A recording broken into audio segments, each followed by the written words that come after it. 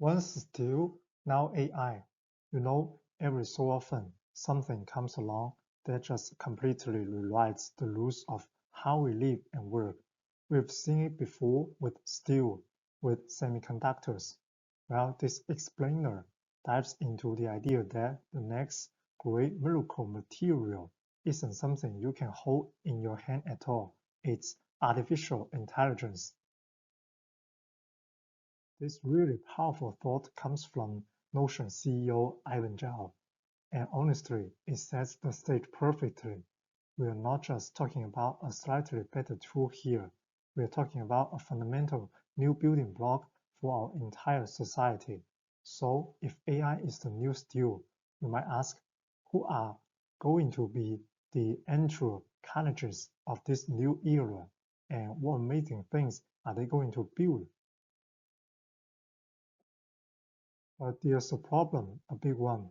As the media theorist Marshall McLuhan pointed out ages ago, we humans have this funny habit of driving into the future while staring straight into the rearview mirror. We see brand new tech, but we see it through the lens of what's replacing. Think about it. The very first movies, they just look like recorded stage plays. And today, a lot of our most popular AIs, they kind of look like really fancy search engine. We are limiting our own vision. Okay, so how do we snap out of that trap? How do we stop looking in the rearview mirror? Well, one way is to look at AI's impact on three different levels.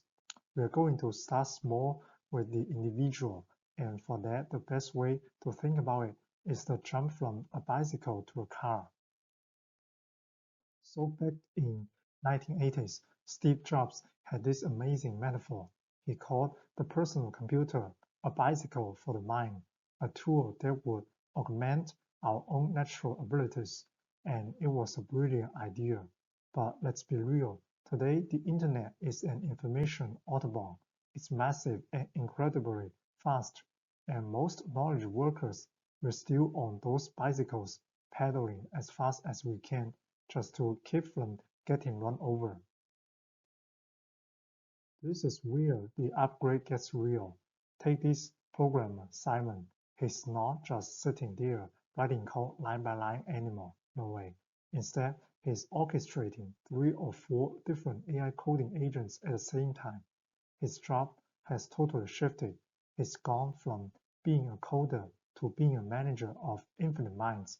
And get this, his productivity has shot up by 30 to 40 times. That is not a small jump. That's the difference between a bike and a race car. So if this is possible, why isn't everyone driving an AI race car to work?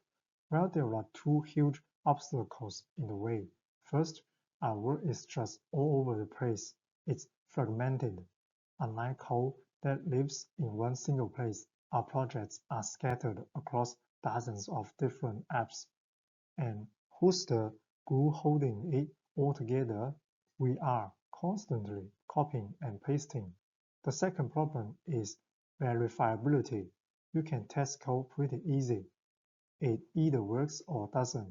But how does an AI know if a strategy memo is actually good? It can't, not really. We still need a human to make that final critical judgment call. Alright, let's zoom out a bit. If that's what AI can do for one person, what happens when you apply that across an entire company?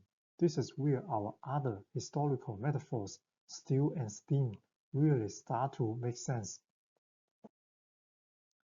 Before the late 1800s, if you wanted to build a big building, you used iron. But iron is super heavy and it's brittle, which meant you could only go up about 6 or 7 floors before the whole thing would just collapse under its own weight.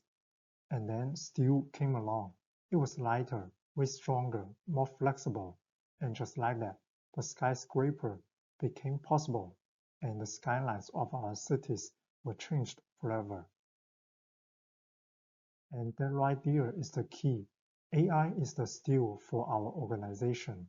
Right now, most companies are built with iron, and that iron is human communication. All the meetings, the emails, the Slack messages, those are the low-bearing walls, and just like iron, they start to buckle and break as a company tries to grow. AI can be the new structural frame, allowing us to build organizations that are taller and more complex than we ever thought possible. This brings us to that second metaphor, steam. It's a classic story. When steam engines first show up, what did factory owners do? They just pulled out their old water wheels and plopped a steam engine in the same spot. They kept exact same factory layout, and the productivity gains were not impressive. The real revolution, the explosion in productivity happened when they completely redesigned the entire factory around the steam engine. They could finally move away from the rivers and build in the middle of cities. Everything changed, and we are just starting to see the beginning of this kind of redesign today. Let's go back to Notion, the company behind this whole idea. Along with their 10,000 human employees, they are now running over 700 AI agents to handle all sorts of repetitive stuff, taking meeting notes, answering IT tickets, summarizing customer feedback. Look, it's still early days, but you can see the shift happening. They are not just swapping out the water wheel, they are starting to build a totally new kind of factory where AI agents are part of the core infrastructure, not just some bolt-on accessory. So, okay, individuals get supercharged cars, organizations get steel frames. What happens when you put all of that together? Well, you get a completely new kind of economy. The shift is almost like going from Renaissance Florence to a sprawling modern megacity. Just picture Renaissance Florence for a second. It's human scale, right? You could walk across it, everything felt familiar, understandable. Now compare that to modern Tokyo. It is vast. It can be disorienting, even anonymous. You might lose some of that old world charm, but what you gain is absolutely staggering. A level of scale, speed, and opportunity that a smaller city could never ever support. This is the exact transformation our knowledge economy is facing right now. Our current way of working, the weekly meetings, the quarterly plans, that's the walkable streets of Florence. But in an AI-powered economy, work just runs continuously 24 hours, 7 days, across every time zone. It's going to feel so much faster, so much more powerful, but probably a lot more disorienting too. We're trading that familiar human scale rhythm for immense machine-driven scale. Okay, so let's tie all of this together. The common thread running through all these ideas is that we have to look beyond the way we do things now. We have to get past the water wheel phase of thinking. This quote just nails it. It perfectly captures where we are right now. We're still just bolting chatbots onto workflows that were designed for people, for human limitations.